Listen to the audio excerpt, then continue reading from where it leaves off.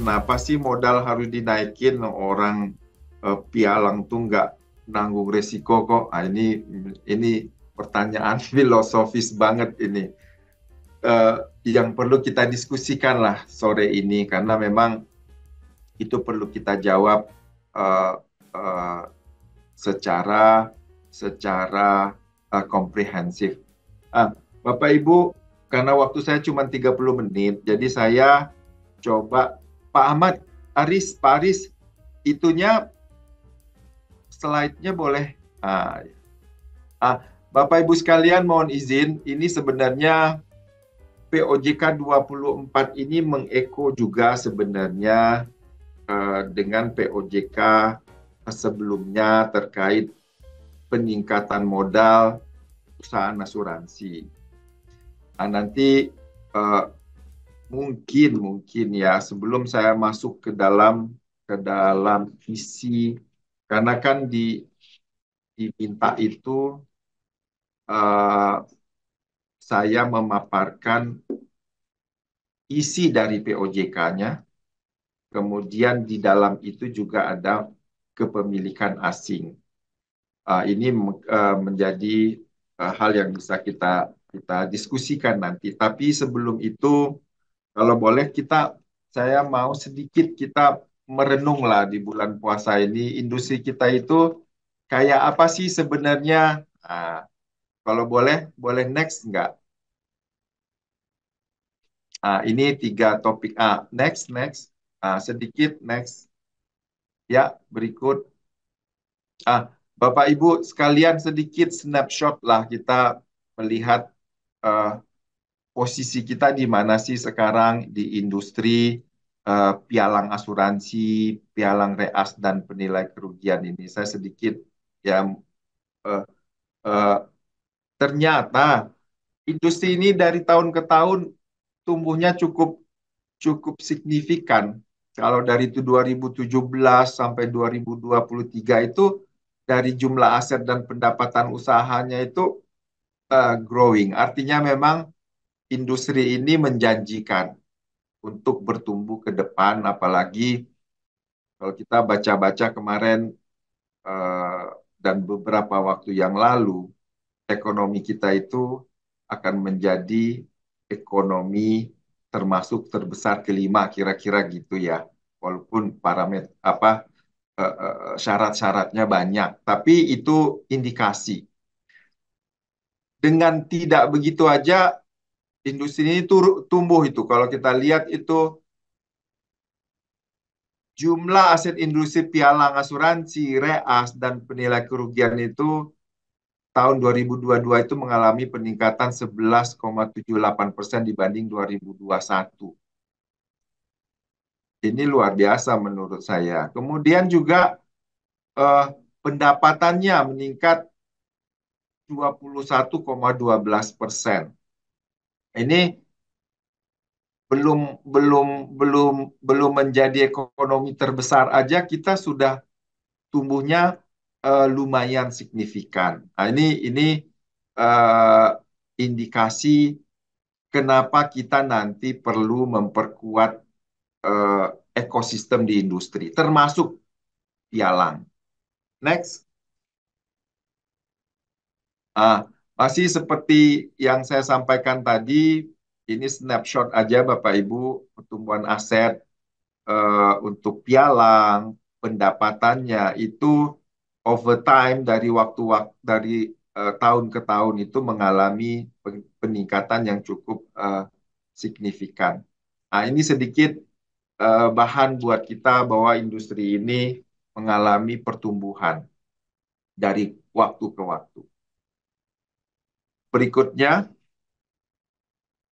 ah, Bapak Ibu, langsung saya masuk nih ke dalam setelah kita melihat kondisi industri kita tadi yang memang ternyata mengalami pertumbuhan dari baik dari aset dan pendapatannya. Lalu kenapa kami OJK sebagai regulator harus meningkatkan modal?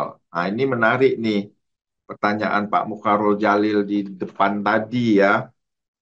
juga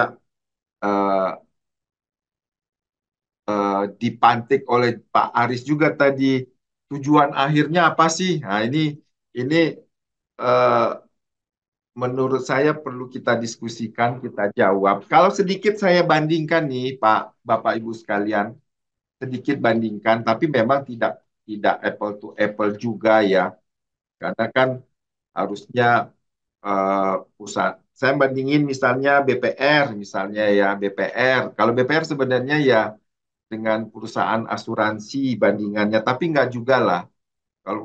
Kalau bank besar mungkin dengan perusahaan asuransi.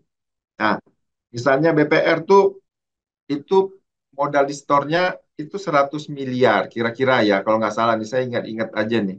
Kemudian modal intinya itu sekitar 50 miliar. Ini buat perbandingan walaupun nggak apple to apple. Sementara kita itu endingnya cuma 5 miliar sampai 2028 nanti. Jadi memang uh, uh, tentu karakteristiknya berbeda. Tadi Pak Mukharol Jalil kan bilang ini kan perusahaan pialang itu kan nggak menanggung resiko. Tapi tapi di era digital sekarang kira-kira gitu ya. Nanti Pak Julius nih bisa mengelaborasi lebih jauh dengan Pak D. Kemudian eh, eh, kita perlu memperkuat infrastruktur, sumber daya, pelayanan. Rasa-rasanya peningkatan modal ini yang dari semula ya untuk pialang yang 3 miliar menjadi 5 miliar itu eh, moderat lah ya sebenarnya. Moderat. Sebenarnya tuh harusnya lebih tinggi lagi tuh. Kemudian untuk pialang reas dari 5 ke 5 nggak ada berubah. Penilai kerugian dari 500 juta nanti di endingnya 2028 itu satu setengah miliar. Ini kalau dengan perbandingan tadi modal BPR, kemudian ini 1,5 miliar ini duit Pak Julius saja ada 10 kali dari ini kira-kira gitu. Nah ini bercandanya nih. Jadi Bapak Ibu sekalian, eh, ini menurut saya, ini saya sedikit sedikit sedikit bocorin gimana ya sebenarnya. Saya ikut RDK kemarin itu memang eranya sekarang itu konsolidasi Bapak Ibu. Jadi perbankan pun ini eh, belum diputus, tapi memang diperbankan ya untuk BPD itu, BPR itu governance-nya akan ditingkatin lebih berat, berat. Makanya diskusinya jadi panjang. Jadi eh, eh, dengan governance yang berat seperti di bank umum, itu ya, bagi BPR-BPR itu akan banyak mungkin nanti yang tidak memenuhi kriteria itu karena harus ada komisaris independen, harus ada komite audit, harus ada eh, komite manajemen risiko. Sementara dia cuma BPR itu costly, tapi itu harus dilakukan karena memang harus konsolidasi supaya yang kuat-kuat itu, yang berkualitas itu, governance-nya harus bagus. Itu yang akan membuat kita menyambut ekosistem industri yang lebih lebih berkualitas. Jadi memang cara melihatnya itu kalau ini ekosistem di titik-titik itu memang harus kuat. Nah, ini mungkin salah satu justifikasi kenapa kita juga ini kan pialang ini kan bagian dari ekosistem yang memang harus kita perkuat. Nah, ini mungkin di samping tadi kita harus memperkuat infrastruktur, layanan, tetapi juga ekosistemnya harus kuat karena uh, dalam menyongsong ekonomi yang kalau Bapak Ibu ikutin juga itu pidatonya Pak uh, uh, calon presiden kita itu ekonomi kita akan tumbuh 8% eh, dalam beberapa tahun. Nah, this is amazing ya. Kalau ia terjadi, untuk merebut kue yang 8% itu kita industrinya harus kuat, harus siap, harus mulai dari sekarang. Kira-kira itu ya Bapak Ibu latar belakangnya. Mungkin next boleh nggak? Bapak Ibu sekalian, sedikit lagi saya paparkan kondisi yang ada sekarang. Jadi it's okay menurut saya ya. Dengan posisi sekarang, kira-kira gitu ya, Desember 2022 itu Bapak kita bisa melihat eh, bahwa modal di store untuk perusahaan pialang itu ya eh, ya oke lah kira-kira gitu ya. Nanti kita lihat kan ya nanti di stages peningkatan modal itu kan saat ini misalnya pialang itu modalnya 2 miliar. Nanti di 2026 naik 1 miliar menjadi 3 miliar. Di 2028 naik 5 miliar. Dengan posisi sekarang, pialang asuransi misalnya yang punya modal sekitar 3 sampai 5 miliar ya 39%, ada 60 eh, perusahaan. Untuk pialang reas ya yang antara eh, 5 miliar itu ya 5 sampai 10 ada 12. Penilai kerugian yang modal di store-nya ya antara 1 sampai 3 miliar itu ada 8 perusahaan sekitar 30%. Nah, ini posisi sekarang. Ini kan baru 2024. Kita punya uh, uh, waktu untuk menyesuaikan itu sampai 2026 dan 2028. Coba berikutnya. Ah, kalau tadi modal di store, lalu stages yang kita berikan, kita sampaikan di dalam aturan kita itu seperti yang saya sampaikan tadi, Bapak Ibu, saat ini pialang asuransi itu modal ekuitas minimumnya cuma 2 miliar, lalu nanti naik 3 miliar di 2026 dan 5 miliar di 2028. Untuk perusahaan reas 3 miliar 4 ke 5. Kemudian untuk penilai kerugian 500 juta, 1 miliar, 1,5 miliar. Ini stagesnya. Jadi menurut saya setelah kita diskusi panjang ya dengan teman-teman juga, dengan pelaku, kenaikan ini moderate lah.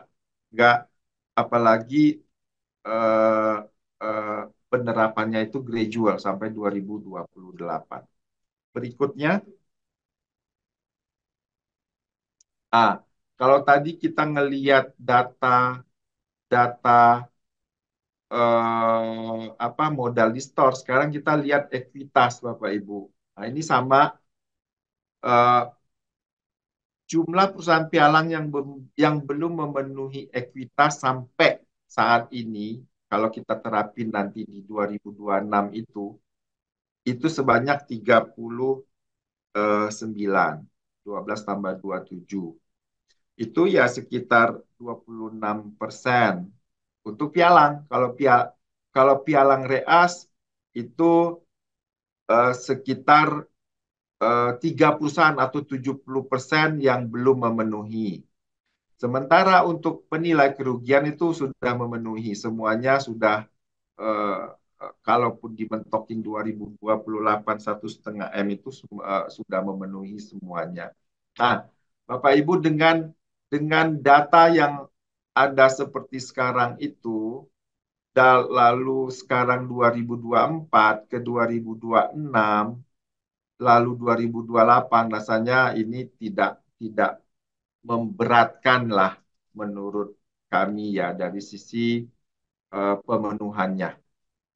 Berikut, Bapak Ibu tadi tadi kan yang disampaikan oleh Pak Ahmad Haris juga ya sama MC bahwa uh, fokus POJK 24 ini pemaparannya untuk dua hal. Satu terkait permodalan, yang kedua terkait kepemilikan asing. Nah, ini mungkin menarik juga kita melihat bahwa mungkin sedikit kita paham lah ya, kalau secara besaran asing itu di PP kalau nggak salah saya peraturan pemerintah mengatur boleh loh memiliki saham perusahaan domestik asuransi, maksudnya itu 80%. Nah, itu atasnya. Tapi asing juga boleh loh memiliki perusahaan asuransi di Indonesia. Ada bisa kalau batasan tadi ya, ini sedikit mungkin. Batasan tadi yang 80% itu nggak berlaku kalau kepemilikan itu dilakukan melalui pasar modal. Nah, ini nggak berlaku. Nah, ini mungkin Bapak Ibu sudah tahu lah ya. Nah, jadi bagaimana kalau asing mau memiliki uh, uh, perusahaan asuransi di Indonesia? Itu dia melalui satu bisa melalui pasar modal. Kedua, dia bisa melalui penyertaan langsung. Nah, kalau dia memiliki melalui penyertaan langsung itu syaratnya di aturan kita bilang Anda boleh memiliki perusahaan lokal, tapi ekuitasnya harus ekuitas yang memiliki tadi harus 5 kali dari perusahaan asuransi yang dimiliki. Nah, ini 5 kali ekuitasnya. Nah, kalau nanti asing itu memiliki sahamnya itu 25% eh, ke atas itu kita anggap eh, mereka memiliki pengendalian langsung. Nah, ini konsekuensi pengendalian langsung itu ada eh, ininya, konsekuensinya. Nah, ini ya Bapak Ibu terkait kepemilikan. Jadi asing boleh memiliki, kalau WNA warga negara asing boleh memiliki saham melalui bursa efek. PHA itu badan hukum asing yang di bawah sebelah kiri itu bisa memiliki melalui bursa, kemudian bisa juga melalui penyertaan langsung. Nah, ini yang saya sampaikan tadi. Nah, itu Bapak Ibu terkait kepemilikan. Boleh next-nya? Nah, ini terkait pelaporan kepemilikan asing.